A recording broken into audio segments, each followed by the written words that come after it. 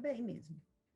Olha só, Letícia, então, como você sabe, né, esse projeto, ele é parte aí, né, das ações que a gente está fazendo de comemoração dos 20 anos da rede, e ele cumpre uma função, assim, de produção de alguns documentos de memória, né, assim, a gente, tem sido uma alegria para a gente, vamos dizer assim, escutar, né, as diferentes versões que cada um dos colegas, né, que dirigiram a rede produzem sobre esse percurso, né, esse percurso da rede aí nesses 20 anos, né. Esse formato digital, né, online, foi o possível. A gente tem uma expectativa de guardar esses 4 documentos no estado bruto, e vocês vão ter acesso, cada um, à sua entrevista, e depois a gente vai discutir, mas num outro momento, como que a gente vai utilizar esse material, tá? Então, isso assim, a gente ainda não tem clareza de como a gente vai organizar para guardar, mas a gente ainda não tem clareza de como a gente vai usar esse material, mas nada disso vai ser feito sem um diálogo com vocês 4. Essa aqui é a ideia, esse que é o espírito, né? Nós preparamos um roteiro de entrevista, né, que é mais ou menos comum a todos os coordenadores, né, e optamos por, entre nós, escolher a Yara, pela experiência dela aí com a história oral, né, para ser a entrevistadora, tá bom? Nesse sentido, em função de um enquadramento da filmagem, eu e Verona, a gente sai, né, a gente desliga as nossas câmeras, né, para que a entrevista fique enquadrada com você e com a Yara. Depois, né, cumprido aí esse nosso roteiro previsto, e para além do roteiro que você considerar, claro, é importante dizer também, a gente retorna e conversa de novo. Tá bom? Ótimo. Muito bem. Então, vamos lá. Passo para você, Yara. Letícia, a gente começa agradecendo muito, né? Você tem aceitado conversar com a gente, contar um pouco para a gente da sua experiência na rede de museus e na área de patrimônio de uma maneira geral, né? Que nos interessa também compreender um pouco da trajetória individual de todas essas pessoas que a gente entrevistou e em que isso vai como que essas pessoas vão se embrenhando, né? Nessa área temática. Então, como a Meire falou, o roteiro tem muitas questões parecidas, algumas não, mas você também tem total liberdade para falar o que você quiser, é bem tranquilo, assim, eu acho, né? Não temos grandes formalidades, não, é para ficar à vontade mesmo. Então, a gente começa perguntando um pouquinho de você, assim, onde você nasceu, as suas origens familiares, em quais escolas você estudou na educação básica, e o que motivou você a escolher a graduação em História, né? Que foi a sua formação. Então, bom dia, agradeço muitíssimo o convite feito por você, Yara, pela Meili e Verona. Fico muito feliz com esse projeto, assim, a gente discutiu, né, basicamente com a coordenação, com a Meili, e acho que, enfim, vocês estão fazendo um trabalho que vai ser importante para a rede. Bom, contando um pouco da minha história, eu nasci no interior de Minas, em Manhuaçu, em 1959, então já sou bem velhinha, e morei em Manhuaçu até 17 anos, e durante esse tempo todo estudei em escola pública, que foi uma formação muito importante para mim, numa época em que a escola pública era uma escola de qualidade, e foi uma experiência muito importante. Hoje, olhando para trás, eu vejo como foi importante compartilhar esse espaço escolar com a diversidade de pessoas com as quais eu convivi, e vejo hoje que uma geração até de filhos não teve essa chance, né? Uma vez que a tendência da classe média, foi assim comigo, é de colocar filhos em escola particular. Então, eu venho dessa experiência, né, de infância e adolescência no interior. Eu sempre me identifiquei com a área de humanas, né, na escola, eu era uma boa aluna de português, de história, e aí, naturalmente, naquele momento, eu me lembro ainda que na época do vestibular eu ainda fiquei um pouco na dúvida se eu faria jornalismo ou história, e aí eu resolvi encarar a história, que já era uma coisa assim, na época, puxa, você vai fazer história, vai ser professora, né? Você é da área, né? Yara, você sabe, meu pai conversou muito comigo, olha, você vai fazer uma escolha que é muito complicada do ponto de vista profissional.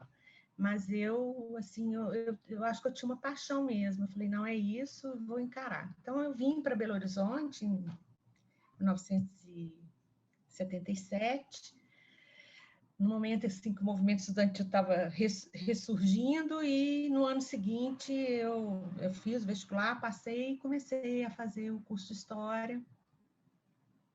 E foi no curso de História, mais ou menos, que eu fui me identificando também com a área de museus e patrimônio. Então, você estudou na Fafiche da Carangola, é claro, né, Letícia? Você já falou um pouquinho aí do movimento estudantil. Como é que era, assim, esse ambiente, esse clima dessa Fafiche um pouco diferente ainda, né? A gente tem. A Fafiche era um lugar de muita efervescência política. Ele era, eu diria assim, que era um dos principais polos de movimentação, de liderança mesmo do movimento. Então, assim, você acabava tendo uma formação política nos murinhos, né? A gente sentava tinha um murinho na parte externa daquele prédio, e ali a gente tinha uma formação política, né? Na conversa, nas trocas, nas movimentações, na passeata, correr de polícia. Então, assim, era um lugar de muita efervescência política e cultural, né? Porque a gente estava sob a ditadura militar, e a Fafiche era um lugar, assim, a universidade era uma bolha onde a gente buscava acessar filmes proibidos, livros que não circulavam, muito livro chegava na minha mão no Xerox. Então, assim, foi um momento de formação, obviamente, acadêmica, mas também, e de uma forma muito importante, de formação pessoal, né? De criação, assim, a formação de uma atitude, de uma sensibilização em relação às questões políticas, né? E aí você estava começando a falar um pouquinho já, que você já, na graduação, já começou a se interessar por discussões de patrimônio. Foi um interesse exclusivo seu, ou isso também foi abordado em alguma disciplina, por algum professor? Teve alguma coisa na formação acadêmica da graduação que te chamou, despertou esse interesse?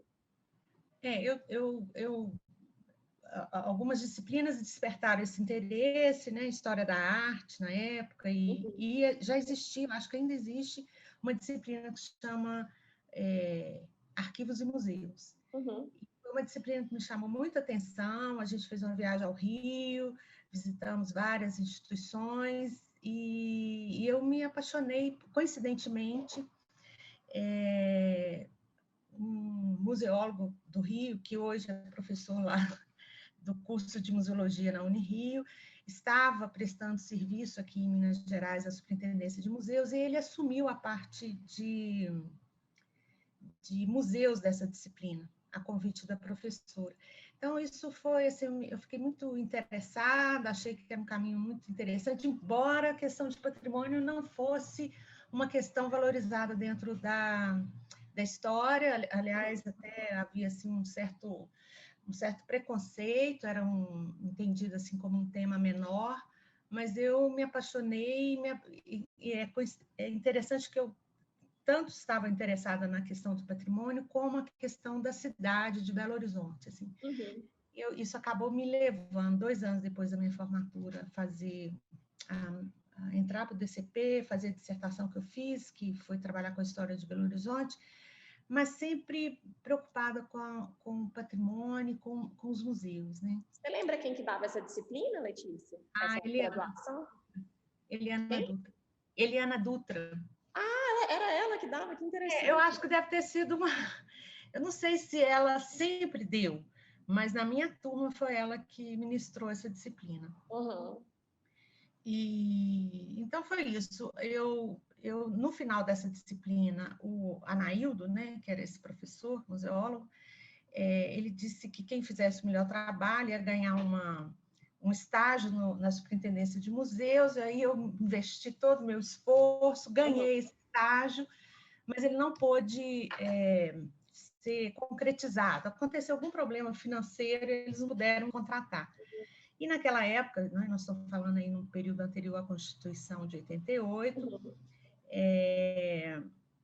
eles, quando abriu uma vaga para historiador, né, eu já estava formado, o Anaildo achou que, por bem, era importante me absorver, considerando que eu tinha tido direito ao estágio, não pude assumir o estágio, então eu fui chamada para trabalhar na Superintendência de Museus. Isso um ano depois de formada, né? Eu formei Foi a sua primeira experiência profissional logo após a graduação? Já foi nessa área? Já foi nessa área, eu sempre fiquei nessa área.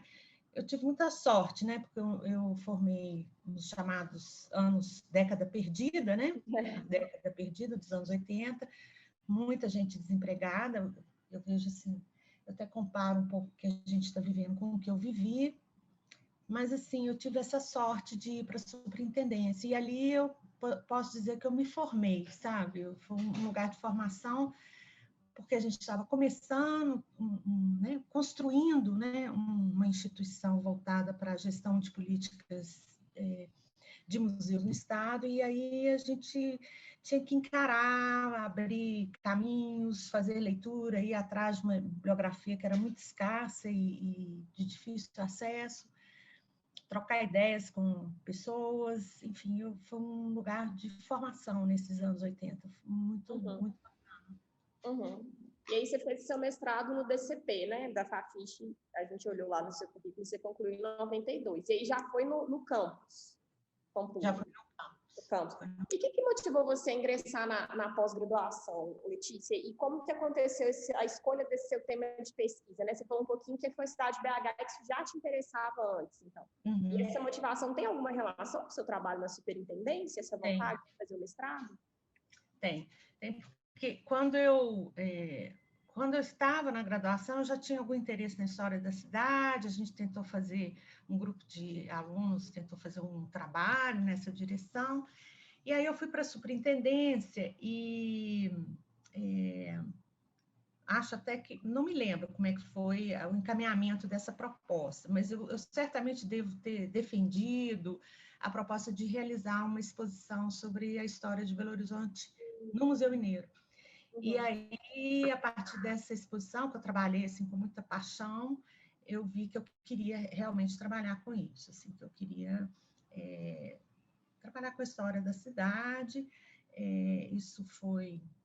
Eu entrei em 86? Não, 88? Isso deve ter sido em 86, dentro da superintendência. E aí eu voltei, né, para a academia. Na época não tinha um mestrado em História, provavelmente se tivesse eu teria feito na História, se não tinha pós, mas foi muito bom fazer também na política, acho que foi bom dialogar com outro campo de conhecimento. E o que eu vejo, assim, da minha trajetória é que eu sempre, acho que isso foi muito positivo, assim, do ponto de vista da minha formação. Eu sempre estive em campo e sempre voltei para a academia. E eu sempre trouxe do campo as questões para se pensar na academia. E vice-versa, né, obviamente. Então, foi muito bom ter entrado logo, assim, isso não me passava pela cabeça, a minha vontade de voltar para a academia e fazer o mestrado surgiu de uma experiência lá dentro da própria superintendência, né?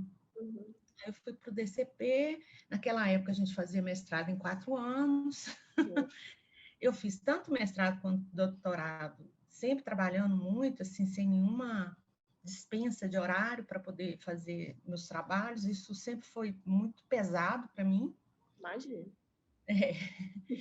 Mas, enfim, então foi isso, assim, eu acho que 88 que eu entrei, não sei, estou um pouco na dúvida, quando eu entrei no mestrado. E as experiências de trabalho que você teve entre o mestrado e o doutorado foram muitas, né? Você falou que você ficou um tempo na superintendência, e aí, em determinado momento, já nos anos 90, você foi diretora do Abílio Barreto, em 2 gestões, né? Como é que foi não sei se entre o Abílio Barreto e a superintendência também teve alguma coisa, mas como que foi essa sua ida para o Abílio Barreto? Tem relação com sua dissertação ou não tem? Tem. Na verdade, eu fui, né, para o mestrado, e nos anos 90, né, você imagina, a gente estava numa situação de administração do Estado muito ruim, salários muito baixos, eu desesperada, e eu então resolvi fazer, isso é um assim, um parênteses na minha carreira, mas que me valeu muito. Eu resolvi fazer um concurso para ser consultora das comissões técnicas da Câmara Municipal. Eu falei, eu preciso melhorar meu salário. E eu fui para lá, foi muito bom, porque eu entrei num momento que tinha uma legislatura muito bacana, com patrus, enfim, tinha João Bosco Serra, era uma Câmara muito ativa e com políticos assim de projeção e atuação muito bacana. E eu aprendi muito, 2 anos, eu fiquei exatamente os 2 anos necessários para o que eles chamam de estágio probatório, e a partir dali eu já tinha defendido a minha dissertação, a professora Thais Pimentel, né, da Fafiche, foi convidada para dirigir isso quando o Patrus ganha a prefeitura em 92, né, na eleição de 92. Ele assume a prefeitura, chama a Thais para ser diretora do Museu Abílio Barreto, e a Thais, então, falou, olha, eu vou se você for, porque na época, assim, ela falou, olha, você tem experiência com museus e tudo, então é importante que você vá. Então, a Câmara fazia pelo menos, né, de ceder os seus funcionários para outras instâncias, né? E a partir dali eu fiquei cedida até 2006. Eu fui para o Abílio Barreto, acabei assumindo por fiquei praticamente 10 anos lá, acompanhei todo o processo a gente chamava de revitalização do museu, que era reconfigurar o Abílio Barreto. A construção daquele novo prédio foi então na época que você estava lá, né? Nós acompanhamos tudo, desde o projeto. Eu fui estagiária lá no museu também, só que foi, acho que 2008, né? 2008. Posterior. Acompanhei todo o processo, até coordenava uma série de projetos, enfim, acompanhei todo esse processo da chamada revitalização, e foi um momento importante, porque era um museu completamente, parecia uma cápsula do tempo, quando a gente chegou, né, parado um tempo lá, e a gente fez uma revolução ali dentro.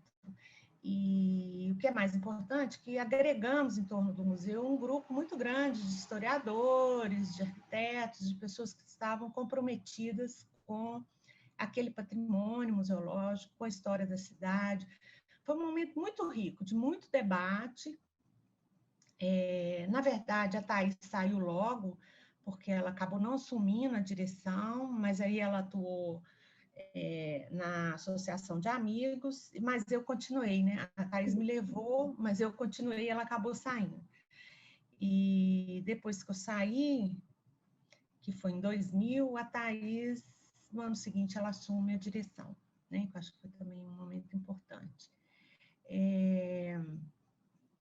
Então, aí aquela formação que eu tive na prática, lá na Superintendência de Museus, que eu tive chance de conviver lá nos anos 80, né? Eu até falo, gente, eu conhecia a Valdiza Russo, vocês não sabem quem são, assim, né? Mas a Valdiza Russo é uma referência do pensamento museológico brasileiro. Eu tive chance de conhecê-la, né? De trocar ideia, de fazer reunião com ela, eu acho que isso me formou muito. Então, essa primeira semente de formação ali na superintendência, ela se consolidou no Abílio Barreto, muito nessa pressão de ter que construir um projeto político para o museu, sem nenhum aporte acadêmico, do ponto de vista, assim, você não tinha um curso de museologia, você não tinha uma sensibilidade, assim, ou pelo menos um trânsito muito bom da questão de museus no campo né, acadêmico, né? A história ainda era meio reticente, embora a gente tivesse muitos professores de história nos apoiando, né?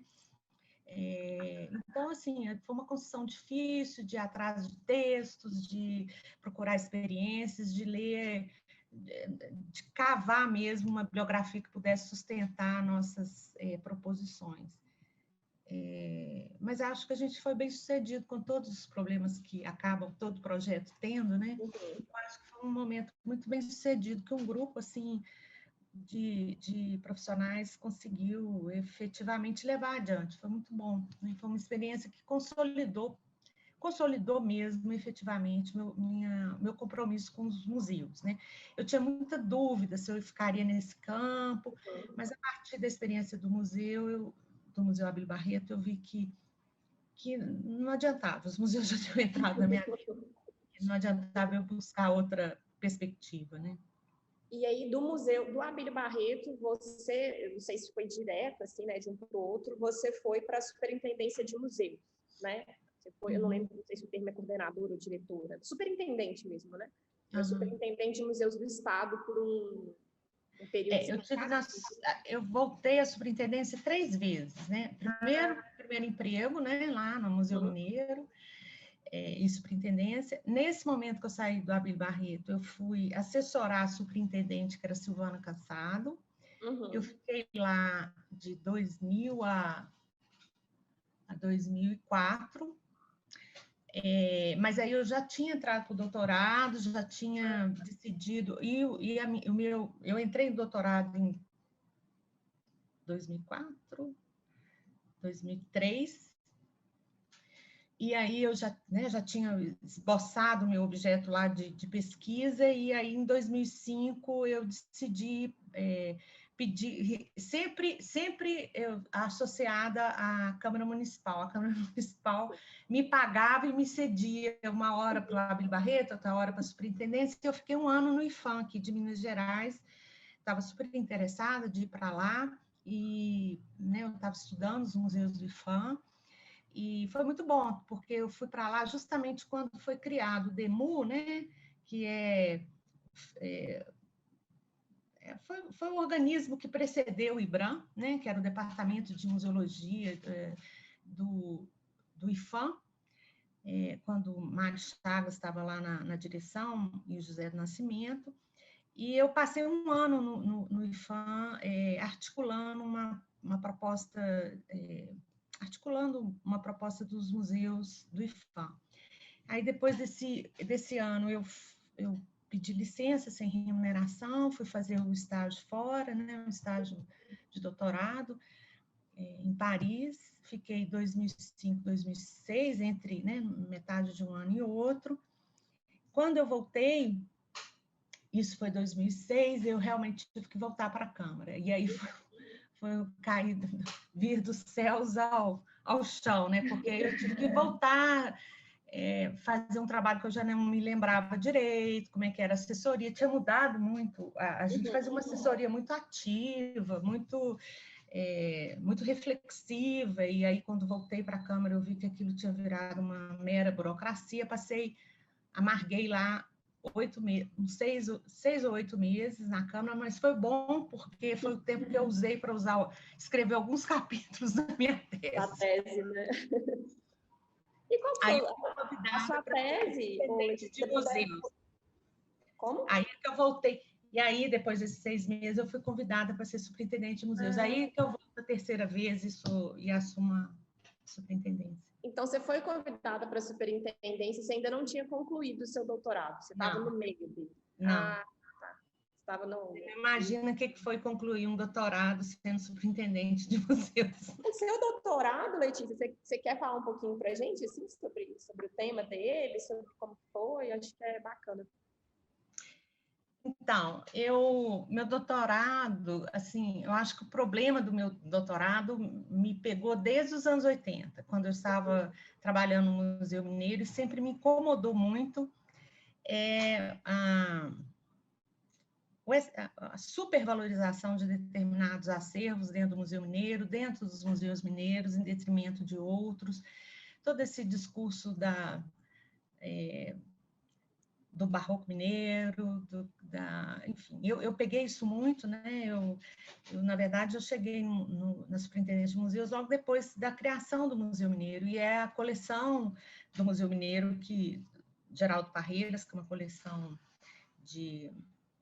de arte sacra, né, do século XVIII, XIX, que sempre foi o carro-chefe do Museu Mineiro, e sempre me intrigou muito. E, a princípio, até meu objeto de pesquisa abarcava o Museu Mineiro também, mas eu acabei me detendo no estudo dos museus criados pelo IPHAN, porque vi que, na verdade, todo aquele discurso de construção, de preservação do patrimônio dos anos 30, no chamado tempo, né, período heróico aí do Rodrigo Melo Franco de Andrade, que vão final dos anos 30 até anos 60, é um discurso que eu tentei entender como que esse discurso foi traduzido em uma política de museus. Embora a gente tivesse muitos estudos avaliando o que era, quais pressupostos haviam guiado a preservação do patrimônio edificado, né,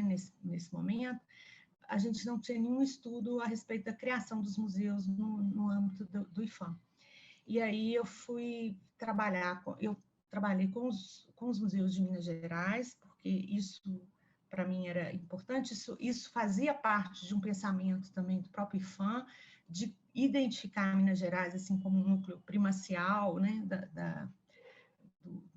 do acervo do patrimônio nacional, e acompanhei a formação, quer dizer, a minha tese não é sobre a história da criação desses museus, mas é de um estudo comparativo entre a formação dessas coleções, a linguagem tipográfica, a vinculação dessa política museológica que ficou muito em segundo plano, muito invisibilizada na literatura, mas que conversava muito bem e que era uma tradução dessa política mais discutida, né, chamada aí a política de pedra e cal, né, do patrimônio de pedra e cal, né. Isso, pode continuar, desculpa. Então foi isso, assim, foi muito bacana, assim, eu consegui levantar uma documentação muito expressiva, que eu acho que ainda merece ser explorado, uma documentação que está no IPHAN sobre os seus museus, né? Eu acho que a gente ainda precisa explorar isso melhor. A história dos museus no Brasil sempre começa com os museus do Rio de Janeiro, e essa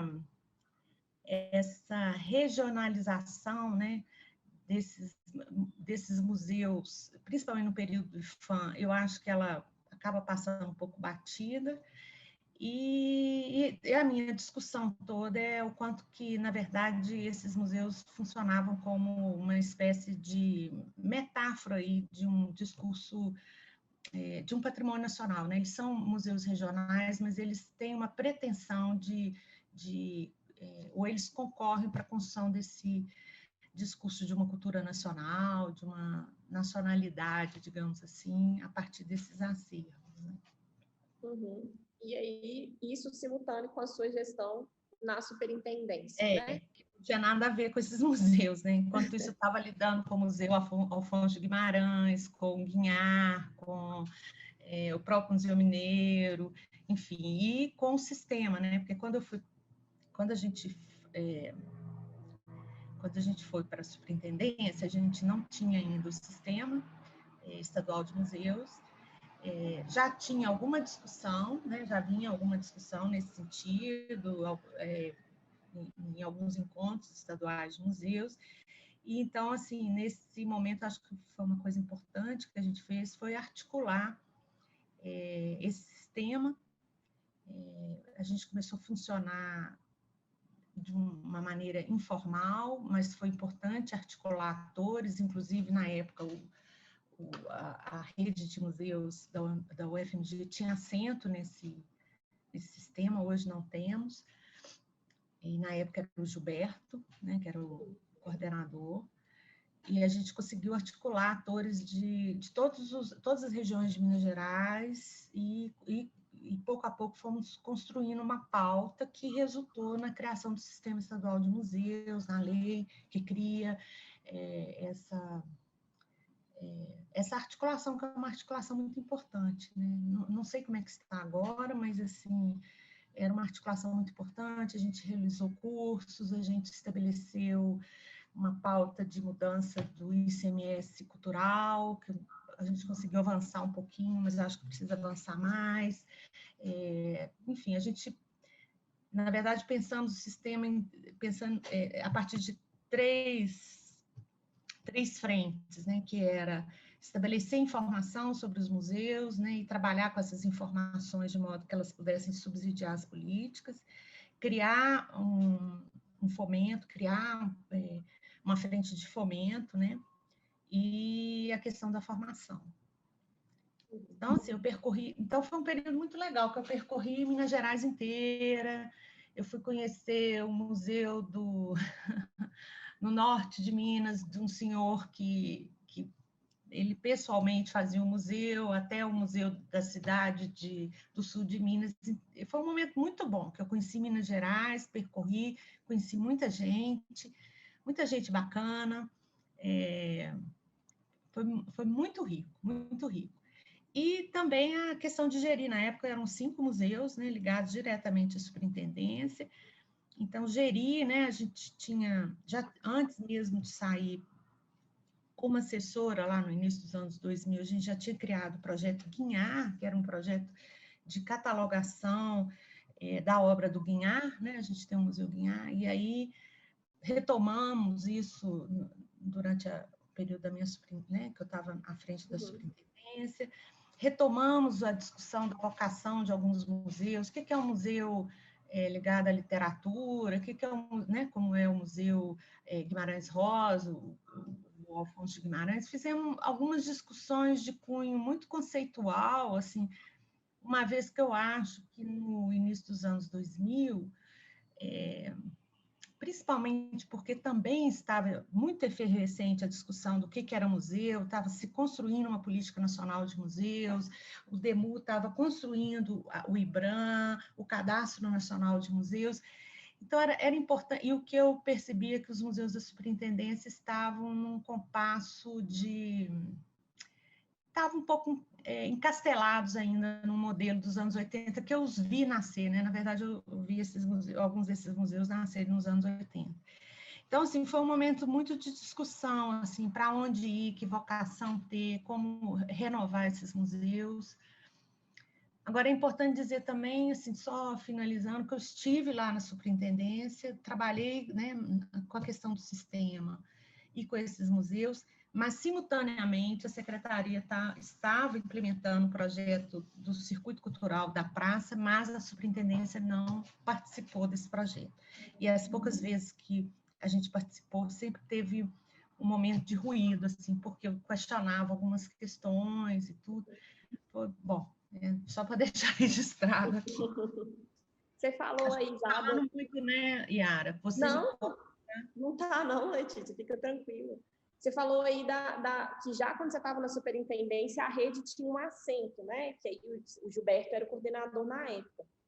Os primeiros contatos seus, sua inserção nos debates de patrimônio científico universitário, foi antes do seu ingresso como docente da UFMG ou foi depois, Letícia? De museu universitário, propriamente? Não, acho que depois que eu entrei, né? Que aí eu me aproximei da realidade da universidade e então, assim, deixa eu fazer só contar uma coisa que eu acho que seria curiosidade, assim. Nessa época, eu me aproximei do Gilberto porque a gente pensava muito que a superintendência poderia estar junto de alguma universidade na criação de uma pós-graduação de formação em museologia. Legal. E a gente chegou a conversar com a pró-reitora de pós-graduação da universidade, né, da UFMG, avaliando essa possibilidade. Mas, simultaneamente, já estava sendo criado, e eu não sabia, eu acho que o Gilberto também não sabia, não sei. Eu sei que a gente acabou recuando da proposta, uma vez que o curso de graduação em museologia foi criado. Mas, assim, então eu já vinha conversando com a UENG, já vinha conversando com a UFMG, para ver aonde a gente poderia levar adiante essa possibilidade de criar um curso de formação. Só um parênteses. Não, a minha aproximação com os museus universitários foi, efetivamente, depois que eu entrei para o curso de museologia, e é óbvio, quando você está lidando com museus, Eu já tinha até, inclusive, participado de alguns encontros em São Paulo, a USP fazia alguns encontros dos museus universitários lá, mas essa aproximação, essa busca de entendimento mais próximo, foi a partir de 2010 que eu vi que era importante, né, que você tem, na verdade, um patrimônio importante, e eu tinha uma experiência, eu achava que era fundamental, né, dirigir meus olhos para esse patrimônio, não passar desapercebido aí. E como é que foi esse seu ingresso como docente da universidade, Letícia? O que te motivou a vir para a docência, né? Você entrou logo que o curso foi criado, né? Eu fui a primeira professora aprovada, assim, eu fiz o primeiro concurso, tá? E foi, assim, um pouco no susto, sabe? Porque eu não tinha intenção de ser professora universitária no cenário que estava ali. Eu não tinha intenção de ser professora universitária na história, né? E quando foi criada, então, a graduação, e vi que tinha esse, né, que estava aberto o concurso, me ocorreu, eu falei, olha, eu acho que... E eu já estava caminhando para o último ano da superintendência, né? E eu falei, olha, eu acho que eu estou cansada de cada hora eu estar num lugar, é muito difícil, né? É muito difícil cada hora. Eu sempre tive, durante toda a minha carreira, que entrar e sair de culturas institucionais distintas, né? Tanto no plano, eu fui para a Câmara, eu fui para a Prefeitura, eu fui professora da Prefeitura, né? Depois fui, né, o Abílio Barreto, depois instância federal, depois instância estadual novamente. Então, assim, eu estava muito cansada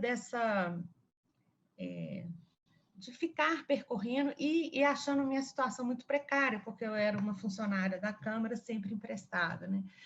E aí eu pensei bem, eu falei, eu acho que eu acabei meu doutorado, né? Tinha 2 anos que eu tinha defendido o doutorado, eu acho que eu tenho uma experiência acumulada na área, eu fiz uma dissertação que tem a ver, eu acho que está na hora de eu tentar abrir essa possibilidade aí de passar o que eu sei, de levar essa contribuição para o campo acadêmico, né? E o campo acadêmico sempre esteve comigo, né? Sim. Eu nunca abandonei ele, mesmo trabalhando né, estando no executivo, eu nunca abandonei. Então, resolvi encarar. Eu me lembro que eu tirei 10 dias uma semana, não sei, 10 dias de férias, estudei e consegui passar. Foi muito bom, fiquei muito feliz. Isso, assim, eu acho que a cada 10 anos eu mudo a rota da minha carreira. Eu estava fazendo, enfim, falei, não, acho que está na hora de mudar. E foi muito bom. Acho que eu ganhei muito vindo para a universidade. Mas também acho que foi muito bom ter experiência anterior à universidade. Eu vejo que isso faz um diferencial muito grande, assim. Principalmente no curso de museologia, que demanda, né, um conhecimento construído na prática, e até para os momentos que eu tive que estar à frente de gestão, né, porque eu coordenei o curso de museologia, depois coordenei o acervo artístico, depois na rede de museus. Acho que tem uma experiência aí de acúmulo que me ajudou, né? Então, esse seu contato, que tinha uma pergunta aqui de qual foi o seu primeiro contato com a rede, mas você já falou para a gente, né? Antes mesmo de você ser professora, na superintendência, você já teve esse contato na gestão do Gilberto, né? E a gente sabe que a rede foi criada em 2000, 10 anos antes, né, do seu ingresso como docente da universidade. Mas é uma pergunta, né? Se você sabe como se articulou a criação da rede, se você tem alguma informação mesmo desses primórdios da rede de museus, quem se envolveu, qual era o objetivo. Eu sei o que a literatura já registrou. Então, assim, eu não acho que vou trazer nenhuma novidade, né? Eu tive esse cuidado de ler. Você tem artigos escritos aí pela Rita, pela Verona, né, que contam esse início. Foi uma articulação no âmbito da PROEX, né? Tinham poucos museus naquele momento. A Rita hoje fala que foi um processo que começou em 2000, mas concluiu em 2001, né? Então, assim, eu particularmente, como eu não acompanhei, eu acho que o que eu tenho a dizer não é nada além do que eu sei pela literatura. Uhum. Mas o propósito está lá posto no próprio regimento, né? Uhum.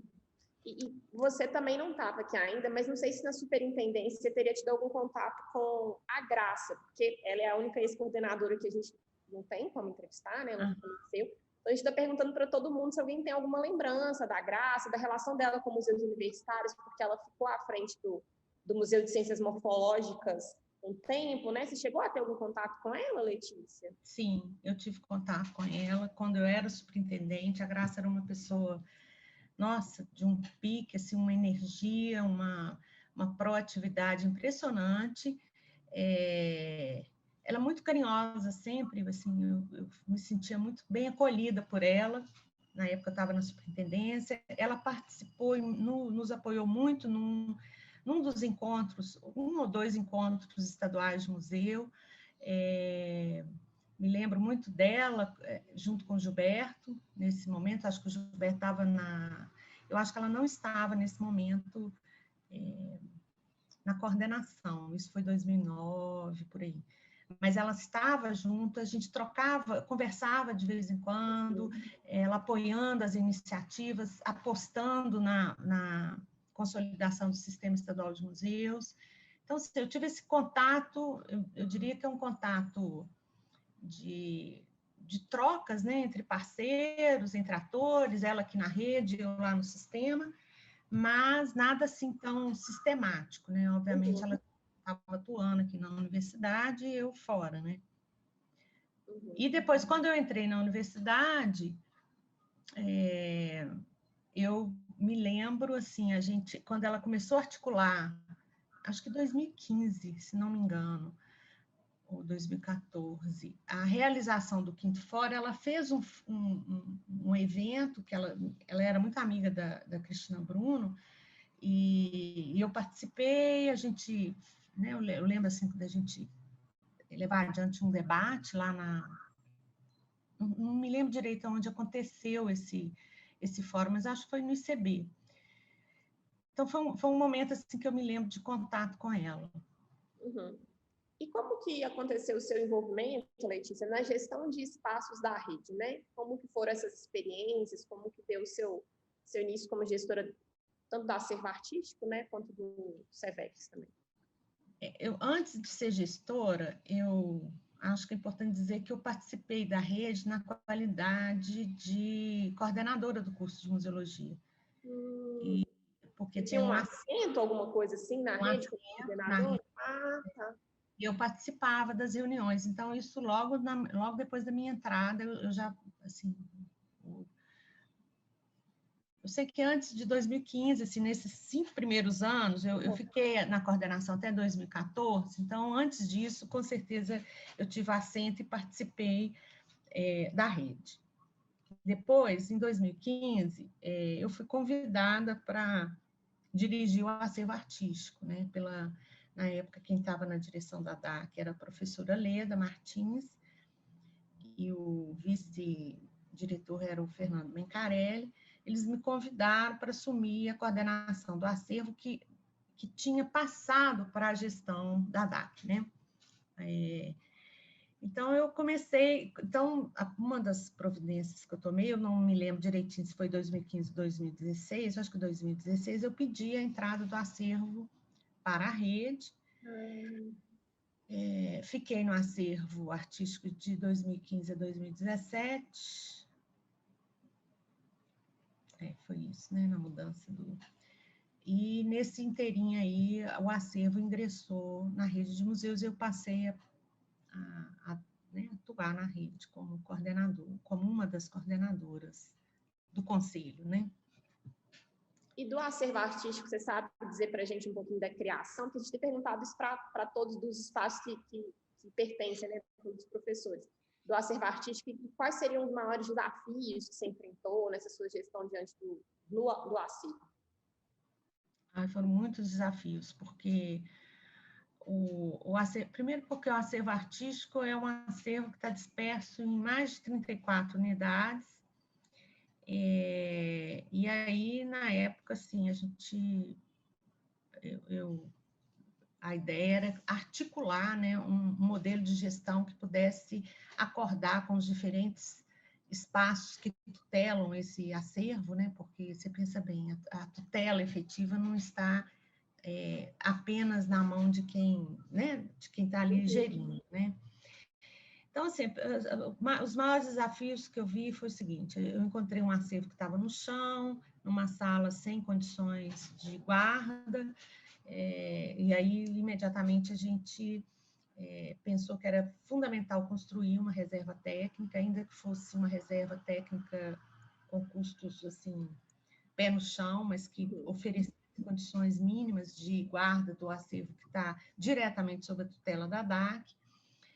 Começamos essa conversa e também a gente sabia que não tinha nenhum conhecimento, nenhuma documentação, esse acervo que pudesse nos permitir geri-lo, né, efetivamente. Então, a gente começou eu me lembro na época que a gente conversou com sistemas do futuro, e aí eu convidei a Ana, que atualmente acho que é a coordenadora do acervo, né, para que eu sabia que eu tinha participado da banca de qualificação dela, sabia que ela estava trabalhando com documentação, na tese de documentação museológica. Eu chamei a Ana para levar adiante esse projeto de documentação do acervo. A Ana assumiu, assim, ela estava desenvolvendo uma tese que era com um acervo lá do Museu Mineiro, aí ela veio me perguntar se achava que poderia mudar o foco da tese dela para o acervo artístico. Eu dei a maior força, eu falei, vai ser ótimo, porque aí você casa a sua tese com a documentação. Aí, coincidentemente, eu falei, olha, Ana, a gente está pensando muito eu queria avaliar muito a possibilidade de ter né, de adotar os sistemas de futuro como um sistema de informação. Aí foi muito bom que ela falou, não, ela tinha um contato muito próximo com esse pessoal e com o pessoal do sistema. Ela é vinculada ao SIDOC, né, que é o Comitê de Documentação do ICO. E aí, então, a partir dali, quais foram as duas frentes que eu acho que foram importantes de implementar? Uma foi fazer todo um debate, um longo debate sobre a adoção do sistema, se a gente adotar o sistema ou partir para o sistema livre. E depois de muita discussão, a gente decidiu pela compra do sistema de futuros. Eu estou falando isso porque isso vai impactar na rede, tá? Iniciar a documentação, né, sob a coordenação da Ana, e a gente fez um projeto junto com a Pró-Reitoria de Administração de implantação de uma reserva técnica no quarto andar, que eu acho que, né, ele foi abandonado uma vez que a Ana agora, eu acho que conseguiu localizar o acervo no andar, o que é recomendável, né, do ponto de vista de reserva técnica, que você fique sempre no solo, né, em função de peso e tudo. Mas a gente chegou a fazer um estudo, a gente chamou engenheiros para ver se o quarto andar comportava reserva técnica, e chegamos a fazer esse projeto. Só que, nessa época, o projeto pronto, a professora Leda pediu modificações muito substanciais, e isso acabou, não sei se inviabilizando, mas eu acabei saindo sem concluir esse projeto da reserva técnica, o que, em parte, foi bom, porque depois foi possível negociar esse novo espaço bem mais generoso para o acervo artístico. Mas é na Biblioteca Central também, Letícia? Central. E eu acho que a gente fez uma proposta de entendimento do acervo, que eu acho que não deve estar valendo mais, pelo que eu ouço, mas que na época me pareceu muito interessante, que eu gostaria até de debatê-la, porque eu entendo, assim, muito que a universidade ela tem que ser usada, às vezes, na gestão do museu. A gente é universidade, a gente é um lugar de experimentação, né? E a proposta era de considerar o acervo como um museu aberto, né? Disperso, né? Na perspectiva de trabalhar com a arte dispersa no campus, como se fosse... A gente trabalha com essa perspectiva de museu de território, museu em outros contextos, por que não trabalhar dentro da universidade, né? Eu acho que isso daria uma potência, então a gente construiu isso, que a ideia de que o acervo trabalhava como um acervo que era institucional, que estava ali sob a tutela da DAC, e com um acervo operacional, que era o acervo que está hoje disperso nas várias unidades, mas que seriam não apenas geridos do ponto de vista da salvaguarda, mas também teria uma ação de comunicação, né, de circuitos de conhecimento desse acervo artístico. Mas acho que essa ideia foi abandonada, não sei. Mas, assim, então, nesse tempo que eu estive lá, foram talvez as 3 ações mais importantes, que foi pensar um conceito para aquele acervo tão disperso, que desse unicidade, implantar um projeto de documentação e gestão e fazer a compra do sistema e fazer o projeto da reserva, né? Foram esses desafios. Eu saí antes, né? Foi muito pouco tempo para implementar, o projeto de documentação foi implementado, o sistema também foi implementado, embora a compra tenha acontecido na minha gestão, ele foi implementado posteriormente, e acho que muita coisa deu continuidade lá, né? Sobre a gestão. E o CEVEX, ele entra imediato após o acervo artístico? Não, eu fui para... Bom, aí eu acabei indo para rede, né? Fui para a rede em 2018, 2017. Eu estou achando... Nossa, questão de... Gente, com a memória ruim, mas eu acho que eu fiquei no acervo até 17 ou 18, eu estou um pouco na dúvida. Não, eu acho que eu fiquei no acervo até 18. Depois eu saí, eu continuei eu tinha sido eleito, continuei, né? Acabei essa primeira gestão de 2 anos na rede, e ao fim dos 2 anos, a Cláudia pediu que eu assumisse o CEVEX, e aí eu assumi com o compromisso do Marcos levar adiante muita coisa na rede, com o compromisso do Marcos me ajudar diretamente aí na organização do CEVEX, né? E aí foi o momento também da segunda eleição, né? Desse segundo mandato junto com a Meili, né? Eu entrei junto com o Paulo, né? O Paulo era meu vice-coordenador, assim, na chapa, né? Ele ficou 1 ano, aí ele saiu de licença, né? Saiu de licença sem remuneração da universidade, eu fiquei 1 ano sozinha na coordenação, e nesse segundo mandato, então, a gente se articulou com a Meili e estamos agora no término dos 2 segundos. Como que se deu esse processo, Letícia, de você se tornar coordenadora da RIT, né, em 2017? Como foi essa articulação? Você falou que foi com o Paulo, surgiu esse momento da eleição, e aí vocês pensaram, refletiram, seria uma boa ideia? Como é que foi isso? Foi uma coisa meio assim, um pouco no susto, sabe? Porque a gente foi para uma reunião que eu me lembro muito bem que a pauta era eleição.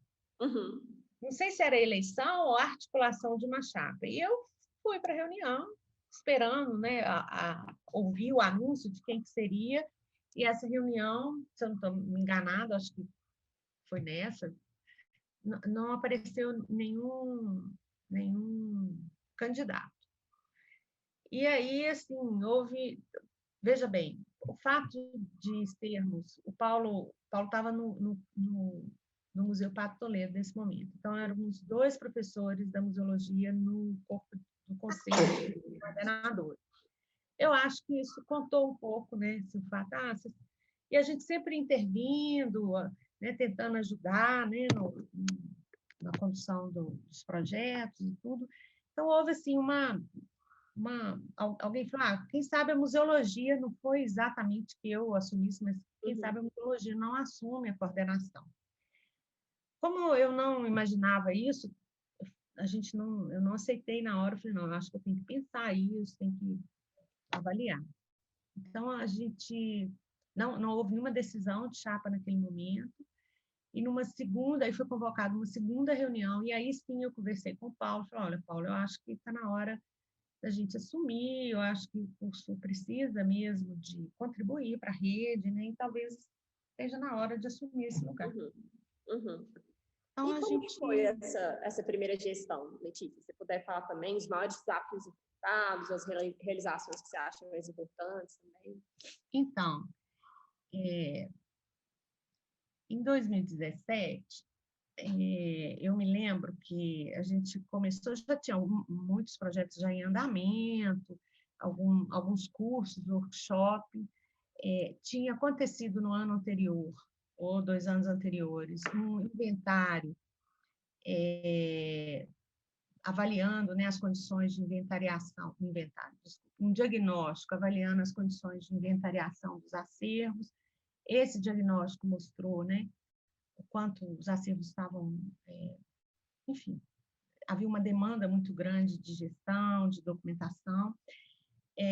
Eu e Paulo a gente já tinha concluído um projeto de diagnóstico, exatamente com algumas mudanças, como eu acabei de concluir agora esse ano, um diagnóstico dos espaços da rede, né? Foi um projeto que a gente conversou na época com a Rita topou, deu anuência, e a gente levou esse projeto adiante. A gente tinha um diagnóstico também das condições de salvaguarda dos espaços, que se juntou a esse diagnóstico que foi feito pelo Marcos. Então, em 2017, que eu me lembro, já havia uma conversa anterior ao fato de eu ter assumido, eu já vinha conversando com a Rita a respeito de que a compra dos sistemas do futuro poderia ser uma alternativa para a rede, que ela só se justificava se pudesse ser ampliado o uso desse recurso. E a gente já tinha uma avaliação muito grande, eu vinha conversando isso junto com a Ana também participando do núcleo integrador na parte de salvaguarda né, o GT do núcleo integrador que trabalhava com a gestão de acervos, conversando que era importante ampliar aquela experiência que a gente estava tendo no acervo para o restante da rede. Então, quando eu entrei na rede, assim, eu e Paulo, em 2017, a gente já tinha um diagnóstico, né, realizado pela própria rede, por nós, num projeto, né, abraçado pela rede, de que era preciso desenvolver um projeto que levasse adiante a questão da gestão dos acervos, a questão da salvaguarda, e que criasse, né, protocolos aí de documentação. Então, assim, o primeiro desafio, eu acho que foi esse, já era algo que vinha sendo construído, né, por conversas anteriores, mas aí em 2017 isso se concretizou. Então, eu acho que o maior desafio foi, nesse momento, pensar um projeto em rede, montar esse projeto em rede. 2017 foi um ano que a gente fez alguns workshops para poder preparar as equipes para ingressar nesse projeto de protocolos. O importante foi criar. Eu vou te contar um pouco o que a gente fez durante esse tempo, e depois eu acho que eu faço uma avaliação do que eu acho que é desafio na rede. Eu acho que eu prefiro assim. Então, assim, naquele momento, eu acho que foi muito bacana a gente identificar um problema que era comum a muitos espaços e conseguir construir um projeto que fosse comum a eles. Que criasse uma rede de trabalho comum, né, que foi o protocolo. Esse projeto foi sendo desenvolvido sob a coordenação do Marcos, 2017, 18, 19, 20, e ele agora está concluído, né, segundo o Marcos. Eu acho que ele ainda vai render. Nesse meio tempo, a rede também fez toda a discussão para adotar os sistemas do futuro. Em 2019, a gente chegou a fazer compras já de licenças. Eu estou contando isso como, enfim, e se constituiu um comitê de gestão desses sistemas, né? Eu acho que esse foi um grande desafio, que foi implantar um projeto, considerando diferentes espaços, com suas diferentes demandas, a gente conseguiu pensar um projeto que atendesse essas diferenças, né? Depois, em 2017, e isso veio ocorrendo nos demais anos, eu acho que o grande desafio foi reunir, acho que ainda é um desafio, de pensar uma agenda que fosse uma agenda comum. Acho que esse é um desafio de qualquer rede, né? Toda rede, ela comporta diferentes espaços com diferentes demandas, os espaços têm portes distintos, demandas e acervos distintos, e como construir uma agenda comum, interesses comuns, objetivos comuns. Isso é muito delicado, né? A gente escuta muitas vezes assim né, assim, mas esse projeto não me interessa, mas a gente está em rede, né? A gente precisa pensar qual será o denominador comum mais próximo do maior número de pessoas, né? Ou de espaços. Então, assim, eu acho que esse é um grande desafio. A gente fez esse exercício em 2017, no final de 2017, que foi o segundo fórum, onde a gente fez um documento, e claro que o documento com algumas diretrizes, muita coisa não foi cumprida, não pôde ser cumprida, mas acho que está ali posto como expectativas para a rede, né?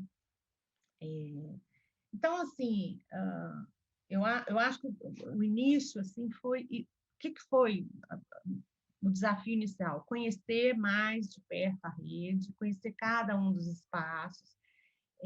Claro que a gente leva um tempo, mesmo participando há muito tempo da rede, né? A gente está sempre voltado para o espaço que a gente está gerindo, né? Esse ponto de vista que a gente tem, né? Então, quando a gente assume a coordenação, a gente tem que enxergar o conjunto, e foi muito bom visitar os espaços, ver as condições dos espaços, dar uma resposta imediata para aquele diagnóstico que estava ali muito evidente, né, a necessidade de uma intervenção em relação à salvaguarda dos acervos, e construir esse diagnóstico junto com, né, eu me lembro que teve um workshop ensinando técnicas de fotografia de acervo, de manuseio e higienização, ou seja, de preparar, né, a equipe para a execução do protocolo, né?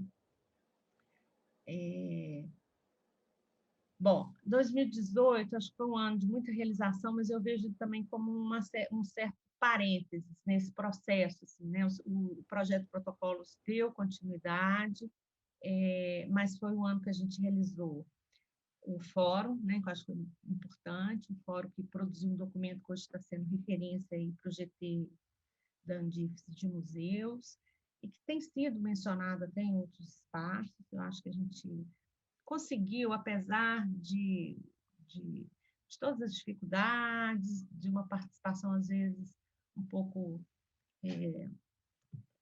meio segmentada, né, dos membros da rede, mas eu acho que a gente conseguiu fazer um trabalho legal com o fórum e produzir esse documento, né, que virou uma referência. E 2018 também foi o ano que a gente já vinha com um projeto, até é importante explicar, né, eu e Paulo já vínhamos com esse projeto desde as comemorações dos 90 anos da universidade, quando estávamos ainda na DAC, de fazer uma exposição com os acervos da rede, dos vários espaços da rede. Inicialmente, a gente tinha pensado essa exposição no hall de entrada ali da reitoria, acabou não acontecendo, e nas negociações que a gente vinha fazendo, coincidiu que eu já estava na coordenação da rede, quando o Espaço Conhecimento, então, se ofereceu para fazer essa exposição. Então, 2018 foi marcado por esses dois grandes eventos, que consumiu muita coordenação, mas acho que foi importante, deu visibilidade. Eu acho que essa exposição, eu gostaria muito que ela fosse assim, uma primeira iniciativa de outras tantas que viessem nessa direção de convergir esforços dos espaços para a comunicação do seu acervo, né, para a extroversão do seu acervo. Né? Eu acho que, na época, eu ficava pensando que seria tão bom se o Espaço Conhecimento, de tempos em tempos, dedicasse uma exposição temporária aos acervos da UFMG, né? E aí, obviamente, a rede teve um papel importante. E aí fizemos assim, não vou entrar em detalhes, esse ano de 2018 a gente fez uma resolução regulando a adesão à rede, né, quais seriam as condições para adesão à rede, eu acho que isso é importante. E desde 2017 também eu achava que tinha uma questão que era importante, que era uma coisa que sempre me intrigava, que era a distribuição de recursos provenientes da PROEX, né? Assim, eu via que havia uma distribuição muito com pouca discussão, né? Você recebia tantos espaços se candidatavam a receber aquele recurso, e aí esse recurso era distribuído igualmente para todos, né? E eu entendi que era importante ter um plano, ter uma estratégia,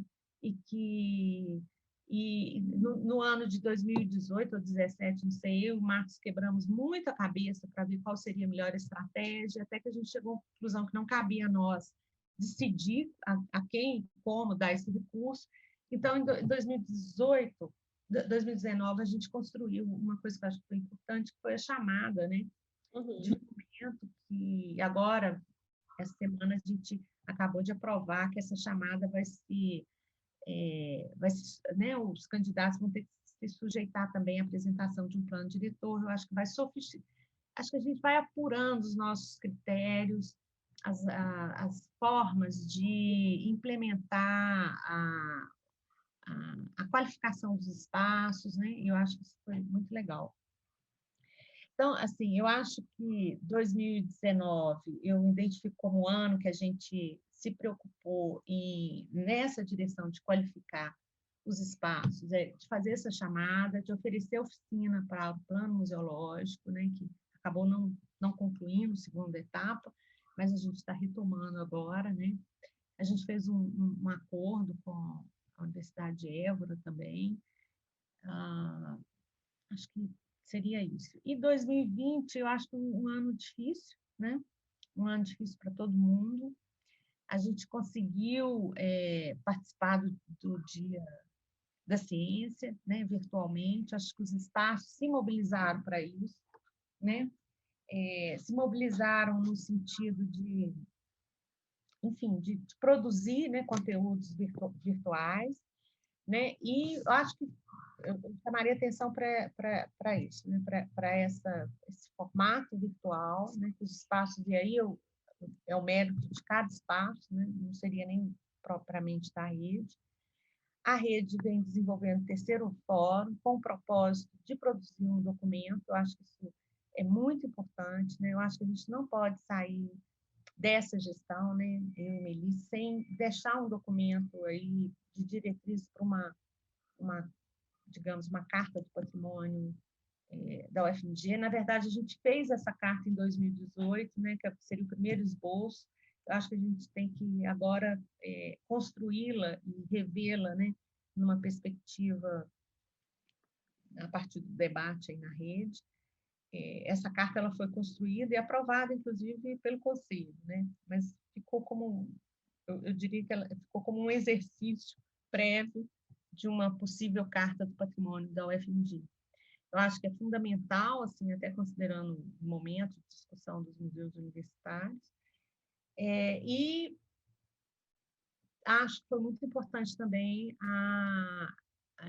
a emenda parlamentar, a aprovação da emenda parlamentar, que vai permitir a contratação de um conservador, um museólogo, e começar os estudos para a implantação de uma reserva técnica compartilhada.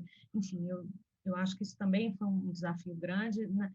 Eu acho que a ideia da reserva, ela desdobra de todo o diagnóstico, de todo o trabalho do protocolos, que chega à conclusão que realmente tem espaços que não têm condições de ter reserva técnica, e que a rede precisa de uma reserva técnica para ser ofertada a esses espaços, né? E as negociações que a gente vem fazendo nesse sentido. Eu dei uma geral assim. Que eu acho que é desafio? Eu não acho que, claro que os desafios iniciais, que é a sua pergunta inicial, né? Eu me estendi muito, foi conhecer a rede, né? Entender quais eram os problemas da rede, embora a gente já viesse fazendo um diagnóstico, mas é muito diferente você estar lá na coordenação, você entrar em contato, você ouvir. E eu acredito que o grande desafio da rede é ser uma rede. Eu acho que tem momentos que ela consegue ter rede, tem momentos que ela não consegue, eu acho que isso faz parte de toda a rede. É muito difícil. Eu acho que tem formatos de redes distintos, né? Acho que, como não há nenhum órgão executivo no campo do patrimônio, né? Do patrimônio cultural.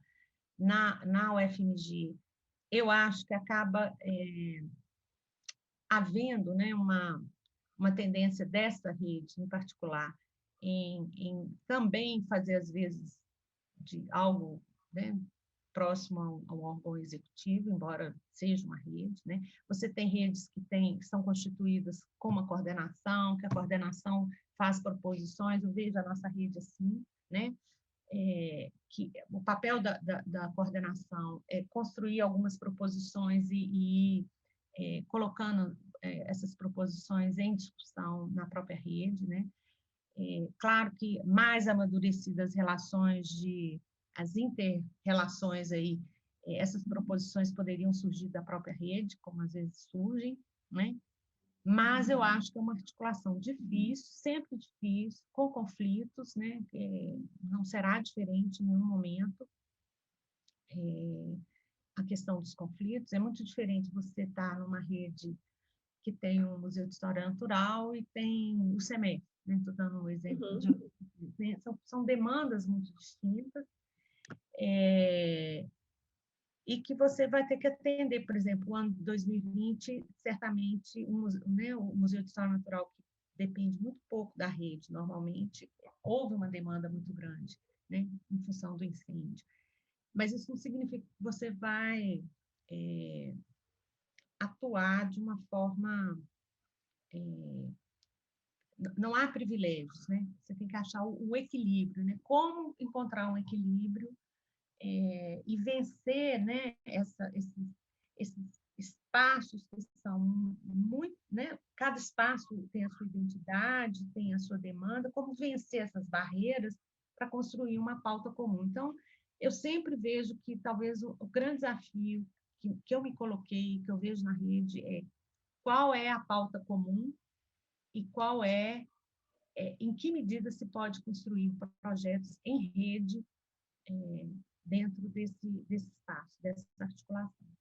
Até uma das perguntas nossas aqui do roteiro é como que você enxerga, né, a diversidade dos espaços da rede de museus, né? E na gestão também, né? Porque são duas coisas, né? Como que você vê essa diversidade, ou até antes da sua gestão, se muda ou não, né, a partir do momento que você assume a coordenação, e quais seriam os principais problemas, né, que a gente tem com relação a essa grande diversidade? Eu acho que o problema é esse que eu falei, né? Porque você nunca vai conseguir atender a todos, assim.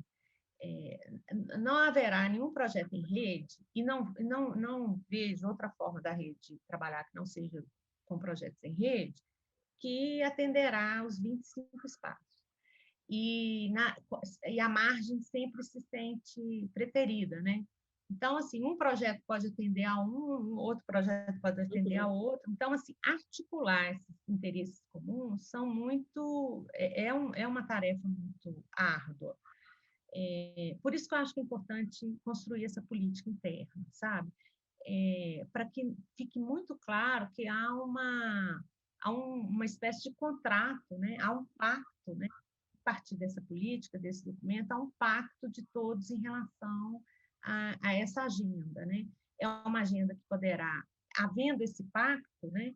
As margens vão poder compreender, as margens que eu digo assim, algumas ações vão ficar espaços não contemplados, vão poder entender que isso é um pacto estabelecido em nome do coletivo, né? E que essas negociações, essa negociação de conflitos, ela, independente da carta, ela vai continuar. Eu vejo esse como grande desafio, né? Do ponto de vista, assim, prático, né? Eu acho que a gestão foi muito marcada por isso. Me parece e acho que isso é comum aos museus universitários, que o grande desafio que está dado aí é em relação à salvaguarda dos acervos. Tem espaços que têm isso muito bem resolvido, o CEMEF tem isso muito bem resolvido, né? Alguns espaços trabalham e têm a sua reserva, tá com tudo documentado, mas, assim, me preocupa muito a situação de muitos espaços onde, assim, né, assim, há muito ainda que se fazer nesse sentido. Mas, por outro lado, eu acho que a gente precisa da extroversão. Eu acho que é preciso, mas eu vejo, eu gostaria muito que a rede conseguisse construir uma agenda de extroversão que fosse comum. Acho que isso ia dar uma potência enorme, né? Enorme às ações de extroversão. Uhum. E é uma pergunta que para você parece, talvez a resposta seja um pouco óbvia, até pela própria trajetória sua fora e dentro da academia, né? Mas a temática do patrimônio, ela obviamente se vincula à sua atuação docente, eu não sei se na pós-graduação também, não sei se você podia falar um pouco para a gente sobre isso, e como é que você avalia, né, esse campo de pesquisa que está em franca expansão? Então, sim a minha atuação na graduação, na pós, né? Eu atuo no campo da museologia e do patrimônio. É um campo que está em expansão, é um campo transdisciplinar, interdisciplinar e transdisciplinar. Eu faço parte do Fórum Estadual de Patrimônio, e outro dia eu vi o comentário de uma... Elas são até doutorandas ou mestrandas, não sei, não minhas, tá? Senão elas falaram, eu precisava de construir uma... A gente não tem uma disciplina, né, que seja a disciplina do patrimônio, né? Mas eu pensei comigo, ainda bem, né, que o patrimônio pode atravessar diferentes campos de conhecimento e beber da contribuição desses diferentes campos do patrimônio, do conhecimento. Eu acho que, sim, eu vejo até assim, na minha atuação na pós, o quanto que tem uma demanda grande, né? É difícil eu falar, porque todas as minhas orientações são nesse campo, o patrimônio e o museu, né?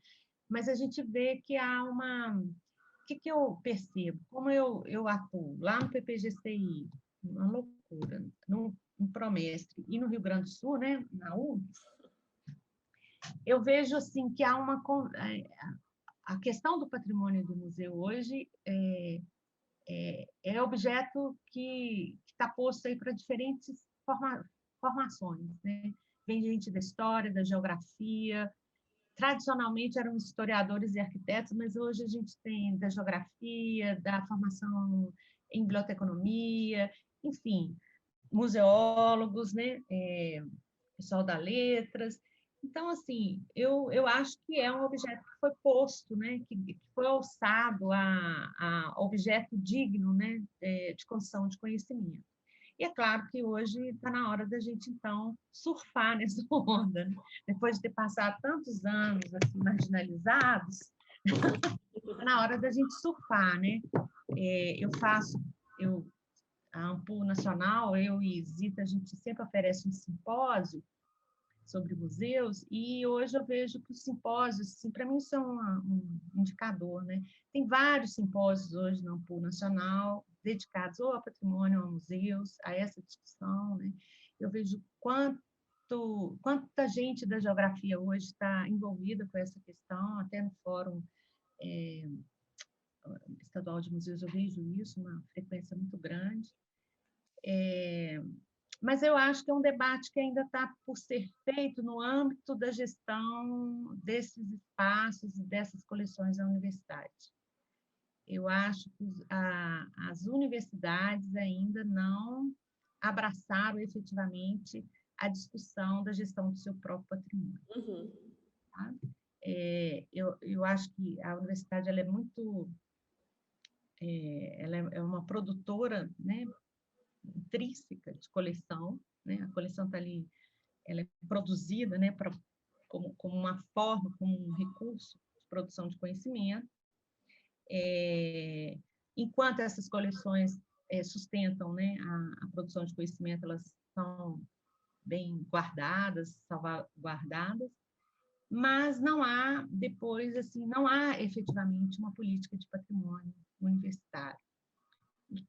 A minha expectativa é que isso venha a ser construído em função da formação desse GT de museus, que a gente já vem discutindo muito, que na verdade, tem que ser um GT de patrimônio, né, no âmbito da Andif. Eu acho que a gente vai avançar muito nessa perspectiva. Eu tenho, pelo menos, essa esperança. E acho também que o TCU vai colocar algumas questões para as universidades, né, porque esse GT for formada um pouco em função disso, após o incêndio do Museu Nacional. O TCU interpela, né, os museus federais, e eu acho que ele vai colocar algumas questões que necessariamente vão induzir a formulação de políticas, espero de uma política nacional, não sei, nesse contexto meio complicado, mas pelo menos de políticas institucionais, de cada instituição. Né? Uhum. E uma pergunta bem ampla, assim, Letícia, mas fica à vontade para responder, que perspectivas, né, que você vislumbra para a rede de museus nessa conjuntura que a gente tem vivido, tanto na UFMG quanto nacionalmente também? Eu acho que a gente está num momento muito difícil, né? Não preciso dizer, né, que do ponto de vista político e da universidade, né, a universidade está sendo alvo de ataque, de cortes drásticos, enfim, de descrédito, de uma campanha, né? Nós estamos numa situação muito delicada do ponto de vista político. E eu, assim, eu tenho momentos que eu tenho esperança, tem momentos que eu perco a minha esperança, eu não sei por quanto tempo que essa ultradireita ficará no poder, qual que é o fôlego dela. Todas as manhãs eu acho que eu faço um exercício para escuto assim as notícias para ver se será que tem fôlego, vai ficar muito tempo.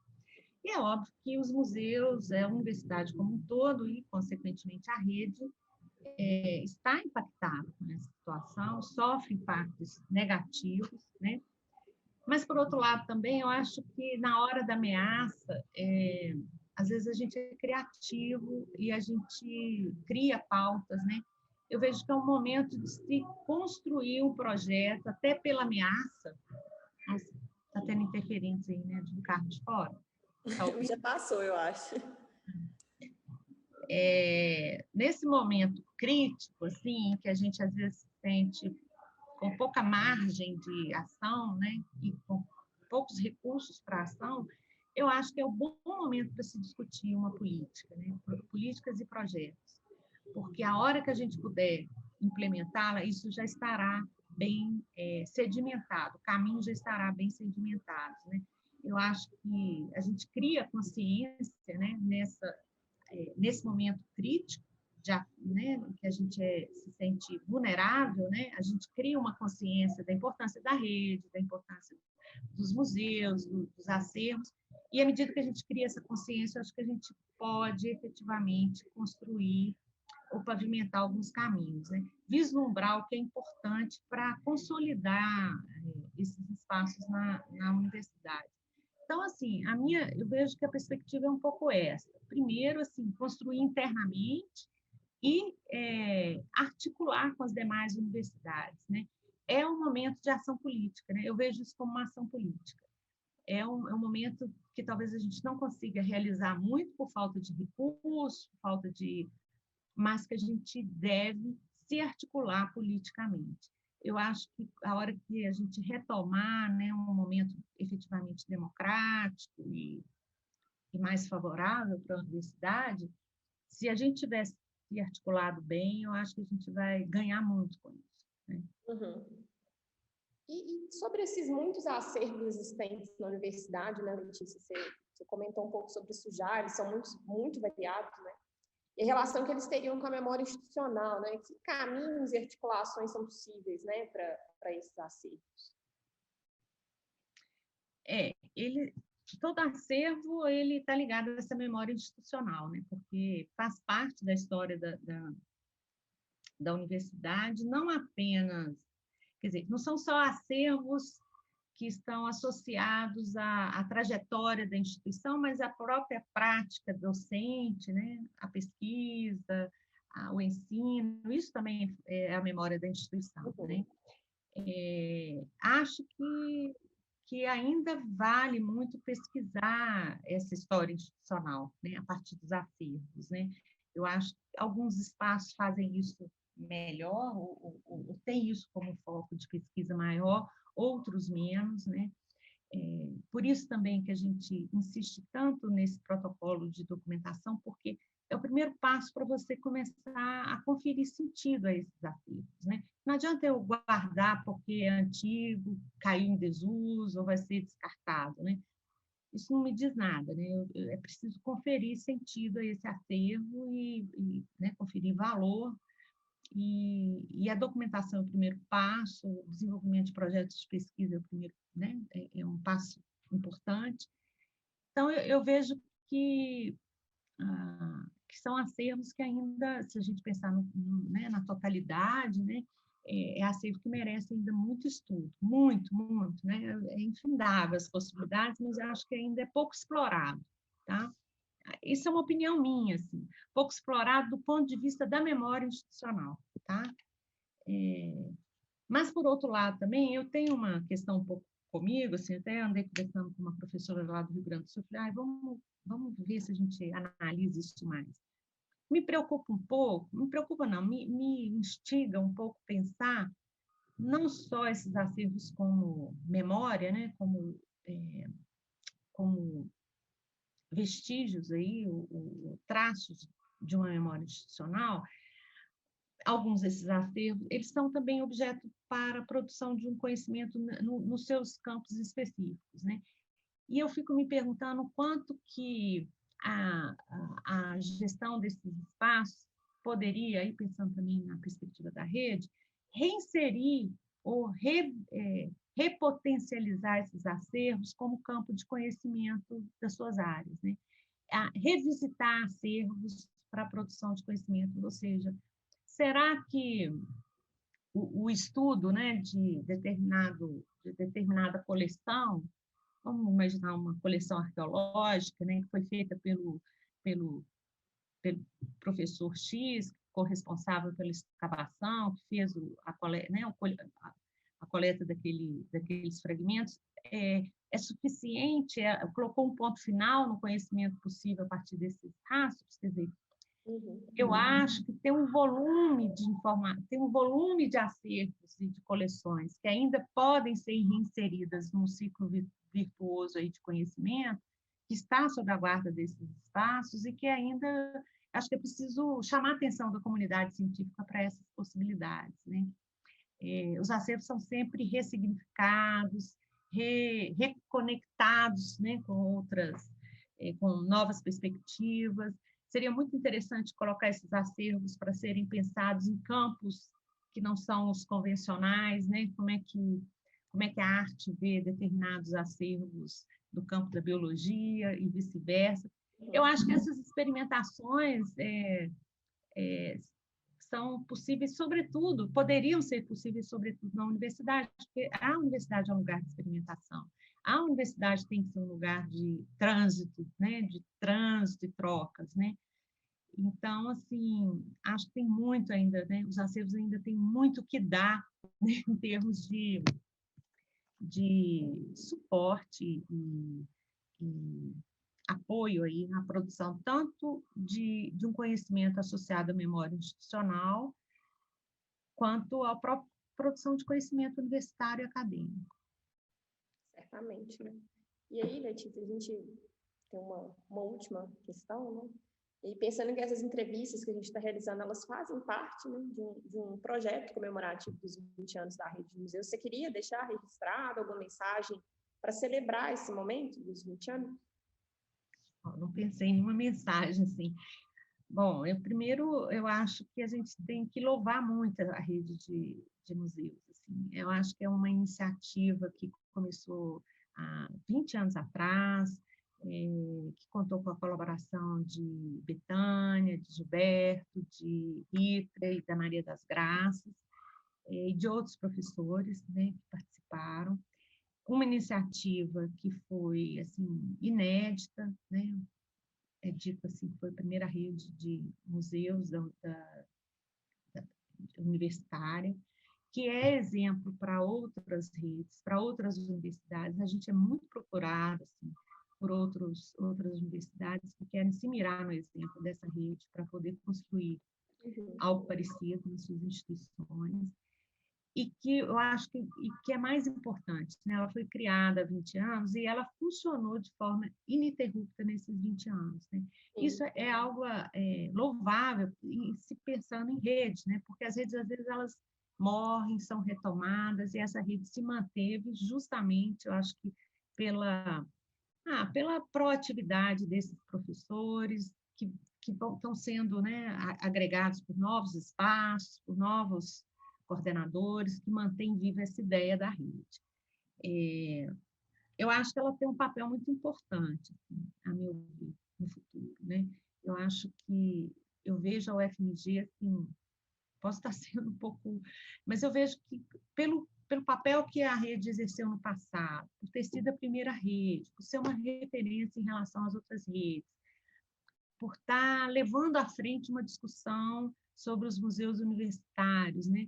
Por ter conseguido inserir, né, a rede de museus e os museus universitários na pauta de uma política da reitoria, da reitora, no âmbito né, de estar colaborando para isso no âmbito da Andifes, eu vejo que a rede tem que fazer bem internamente para poder projetar isso externamente também. Não externamente por mero propaganda, né? Mas eu acho que a gente tem uma tarefa muito grande no Brasil de salvar esses acervos universitários, né? E acho que a gente tem uma experiência acumulada que a gente precisa efetivamente colocar produzir, né, resultados assim, efetivos que poderão ajudar instituições congêneres. E eu acho que a rede de museus da UFMG tem essa capacidade, tem essa competência. O que eu posso desejar a ela é vida longa, tão longa ou mais que ela teve até agora, com essa energia de produzir, né, de se reinventar, porque eu acho que ela precisa se reinventar permanentemente, né? Então, assim, se reinventar diante de circunstâncias distintas, de circunstâncias políticas que às vezes não são muito favoráveis, e diante de um debate que está colocado aí em torno do patrimônio, em torno do museu, do uso social desses acervos, desse patrimônio universitário. O que eu desejo a ela, primeiro dou os parabéns a esses pioneiros, né, esses professores que foram pioneiros na rede, reconheço isso e desejo um futuro assim produtivo, né? Produtivo no sentido de reverter efetivamente resultados internos e servir aí de farol para uma possível política nacional de museus, de museus universitários, né? Do roteiro, Letícia, as nossas questões acho que foram todas feitas. Você quer acrescentar alguma coisa? Tem alguma coisa que você quer dizer para a gente? Fica à vontade. Eu queria dizer assim, que é muito difícil, imagino que a minha entrevista deve ter sido, é muito difícil você falar estando ainda né, é uma memória muito recente, não é memória, alguma coisa ainda nem é memória, né? E depois, assim, nesses 2 últimos anos, a Meili esteve presente na coordenação. Então, assim, eu queria, não sei se isso é quebrar muito o protocolo da pesquisa, mas eu acho que seria bom a Meili também falar um pouco, não sei se ela concorda, porque ela esteve junto, né? Então, não sei se caberia apenas a mim a falar desse momento aí, desses últimos 2 anos da rede. E queria agradecer muito, acho que foi muito bacana, foi muito agradável conversar, não sei se foi agradável ouvir, mas para mim foi bom, a gente vai lembrando, não esperava que ia ser quase uma história de vida, assim, contar desde lá do meu início. E eu espero que esse depoimento possa ser útil, né, no futuro aí.